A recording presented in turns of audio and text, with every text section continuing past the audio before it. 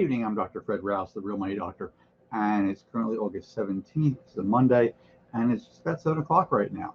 And I want to do today's daily recap of events that affect the way you get, protect, and enjoy your money, your life, and your retirement. Now, the question for today is, okay, what do they all have in common? And I'll get to that in just a few minutes. But we've been doing this since mid-March, basically, and we touched base on the COVID case situation because COVID is the single biggest thing that's really been affecting everyone. There are things subsequent to that right now, especially the elections and getting back to school. But COVID is pretty much the single biggest driver worldwide, and definitely here in the U.S. Now, right now, there's 5,425,000 cases so far in the U.S. That's up 184.9 cases, 184.9 thousand cases since we last spoke on Thursday. That's a big number, without a doubt in the world. Again, I took Thursday or took Friday off and the weekend. So these are 4-day numbers, but still 184,000, 184.9 thousand cases in just those 4 days. The deaths right now are up to 170,000. Over 170,000 deaths right now, and that's up 1,400 since Thursday when we spoke last. Big numbers, without a doubt, big numbers. Now, California's had the #1 spot for about a month and a half now, it looks like, and they had right now 625,000 cases reported, and they're up basically 30,000 cases. It's almost 30.5 thousand cases since we spoke on Thursday. Their deaths right now are 11,246. So that's up again. They keep going up. Cases keep going up. Deaths keep going up. Florida is number 2. Texas is number 3 right now. Excuse me. A little sick with my throat. Anyway, Texas is number 3. New York is number 4. Georgia is at number 5. Illinois State is at number 6. Arizona is at number 7. New Jersey has dropped to number 8 a few weeks ago. North Carolina is at number 9, and Louisiana went up to number 10 about a week and a half, 2 weeks ago. Now, the whole COVID thing started in January. The administration really didn't even start to consider it real until basically mid-March. Now here we are in mid-August with these numbers. Right now, the U.S. has basically 55% of the world's population. But we really account for 25% of the world's cases and 22% of the world's COVID deaths. Got to get you wondering if something's not right. Okay, here in the U.S. versus everywhere else in the world, we're supposed to be so developed. We're supposed to be #1 in all sorts of different things. We're #1 in the number of cases, #1 in the total number of COVID deaths. Is what we're #1 in right now. And Dr. Ashish Jha, who's director of Harvard Global Institute of Health, said today, I think it's pretty fair to say we have had the worst response of any major country. While he said that, it could be argued that Brazil's response has been as bad or worse. However, he went on to say, competing with Brazil for that title is not really where you want to be. Now, he also said we didn't get here overnight. This has really been one mishap after another. The single factor that really differentiates us from everyone else is denialism that has pervaded our entire approach. Now, Dr. Jha said that he believes the U.S. has gone from believing that coronavirus was a hoax to believing it was a flu to now thinking its pandemic is nearly over because the vaccine is just 2 months away. And he said, there's just one message. The vaccine is not 2 months away, and we're nowhere near done with this pandemic. This is a guy who understands what public health is all about. Now, in January, the federal government and others denied the existence of the importance of the virus, Jha said. In February, the country largely flew blind with no testing capacity and no idea about the spread across the country. March brought an awareness of how bad the situation actually was, but the response was really far too slow, costing a lot of lives. In April and May, when the country supposedly shut down, he said large parts of the country allowed much activity And the White House was sending mixed messages about what was needed to be done the entire time. June brought the reopening way too soon and in way too many places and way too aggressively, is what he said. I think it really by the end of July, the data was so overwhelming and clear that we'd messed up as a nation again, that there really had to be some type of changes taking place. Now, looking at the country today, while Dr. Jha called the superior hot zones, like Texas and Florida and Arizona, are starting to cool down just a little bit. But too many cases are still being generated, he said. Now, Dr. Jha sees more challenges and as we just muddle along in the coming weeks and months, with the pandemic being fought pretty much on a state-by-state basis, still on a state-by-state basis. What I'm worried about is that there will be continued no national strategy.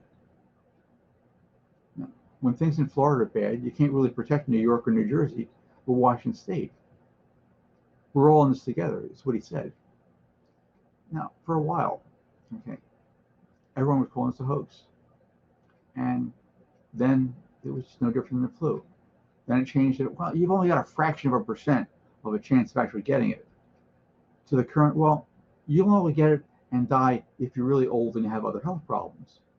Well, everyone would focus on deaths the entire time as a total number of the cases. And that's sort of tends to be more than misleading. But with more data coming in, something else has become exceptionally clear. We're focusing too much on fatality rates and not nearly enough on the people who don't die, but also don't recover entirely either. Now, Georgetown University Hospital breaks down the COVID attacks numbers. It attacks the lungs of patients, leaving possible long-lasting damage.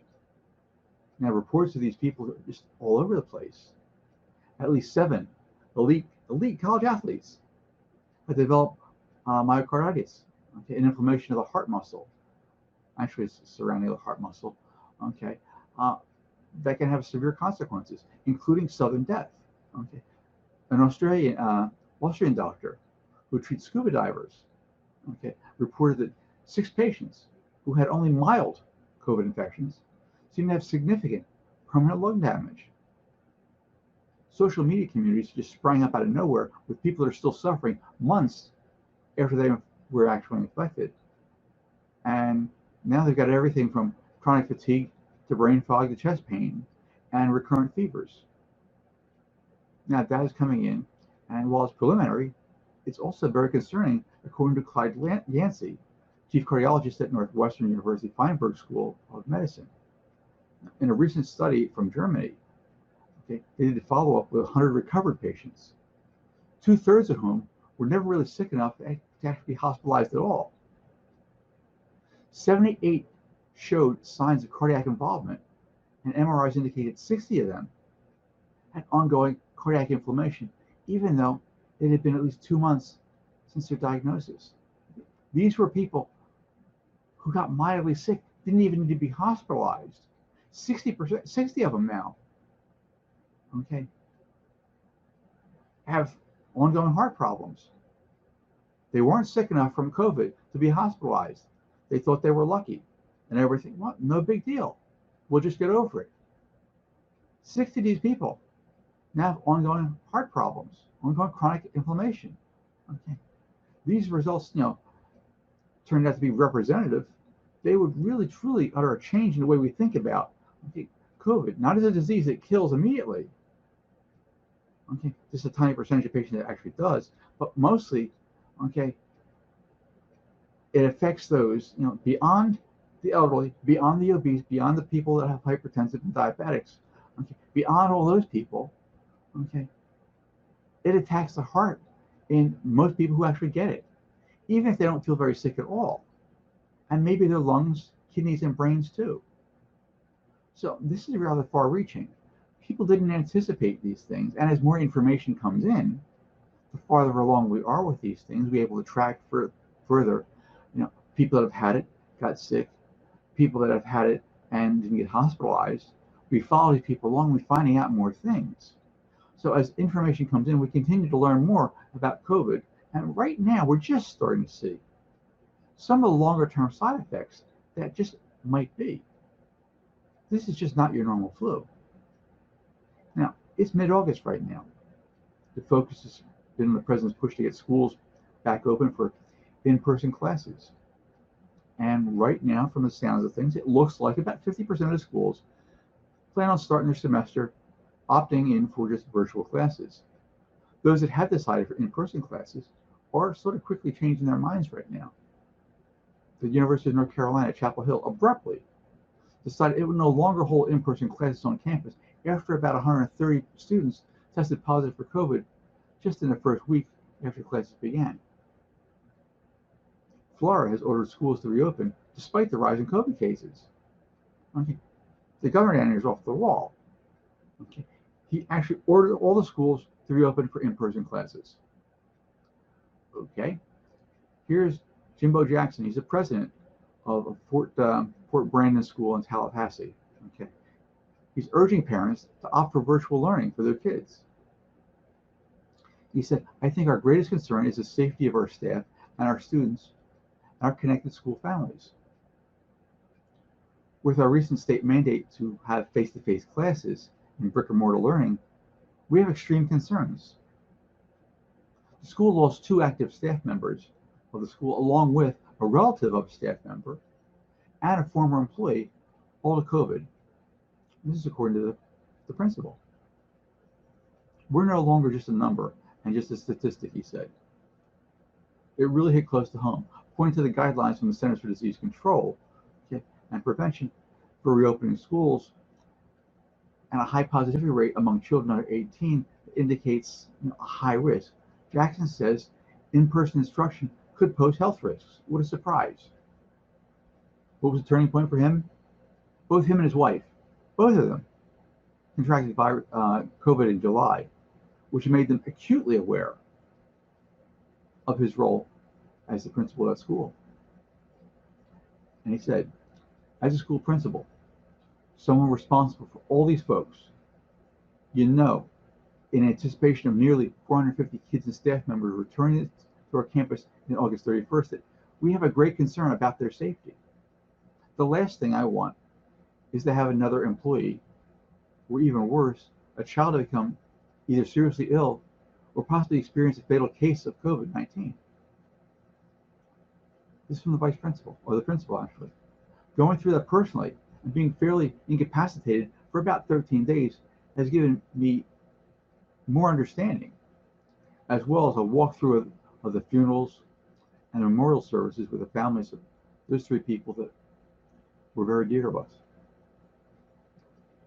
Schools are just a fundamental social experience, and children as young as 4 and 5, even kindergartens, have to be retrained not to socialize. It's a very strange thing. But he emphasized that it's the in-person experience that you want, but right now it's not safe to have it. And that really brings me to the question for today, in a sort of a roundabout way. Okay. What they all have in common. Okay. It's a strange question. I have a lot of strange questions. It's just what I do. There are a number of great people right now in the world. They've existed throughout history. There's more and more every day. There are famous actors and singers, musicians. There are famous authors and playwrights. There are actually world-class athletes, scientists, and business tycoons. Most people are actually in awe of their accomplishments. To achieve that level of success, most of them were actually driven by some event or string of events in their lives. However, they all have one thing in common, and you might be surprised. When they got started, they were none of those things. When they got started, they were actually none of those things. Somewhere along the way in their life, they found or developed their ability to refine their skills in their specific area. Do we all need to be famous? Or do we need to be world-class in everything that we do? Anything that we do, actually. How many of us are really willing to be driven to that degree to achieve that level of success? Probably not many. And that's okay. It really is okay. Okay. There is a vast space between abject failure in life and world-class success. And somewhere in that space, most of us are relatively comfortable. It all starts with assessing where you are today. What's your point A? Where are you right now? And where you'd like to be, your point B. From there, it's really, really simple. And you already know how this one goes. Okay. You just define the skills that you need, okay, and the actions you need to take in order to get you from your point A to your point B. That's not overly complicated. It really isn't. It never has been. Now, are you willing to do what it takes? That gets a little bit more challenging now. This is the discipline that's needed, okay, every day to consistently get the skills and do the things that will get you where you want to be. Do you really want that point B in your life? Do you really want to get there? When assessing that, most everyone looks at the time and the energy and the financial cost of doing the things that are necessary in order to get there. And they make a value judgment. And that's what they're supposed to do. Okay? And the value judgment sort of goes like this. That it costs too much money, or it costs too much time, or it takes too much effort in order to get to that point B. And then for them, the story sort of stops there. They're content to live in mediocrity and complain that the world's against them, and that's why they didn't have their point B. That's why they couldn't get there, because the world was against them. It's a big conspiracy. However, there are a few, okay, maybe you're one of them, just a few people that will want to ask one more question of themselves. What's the emotional and financial cost of not getting to your point B? It's the people that ask that question and answer that question that actually make a better life choices all the way along. They're the ones that are focused on getting to their point B in their life, whatever it might be for them, and enjoying the journey along the way. Also very critical. They enjoy the journey along the way. Question is, are you one of them? I'm Dr. Fred Rouse, the Real Money Doctor. My only goal is to help you to get, protect, and enjoy your money, your life, and your retirement. Now, if you want help getting to what many consider their point B, the ultimate secure retirement that you've actually always dreamed of, and do it in just the next 3 to 5 years, go to my site, drrousenow.com, and see if I can help. I'm not saying I can, not saying it's for you. But go to the site, drrousenow.com, take a peek at the video, and see if you think it makes sense to you. For now, I appreciate you spending some time with me. And I know I certainly enjoy spending time with you. And I look forward again to seeing you tomorrow around 7 o'clock. Thank you.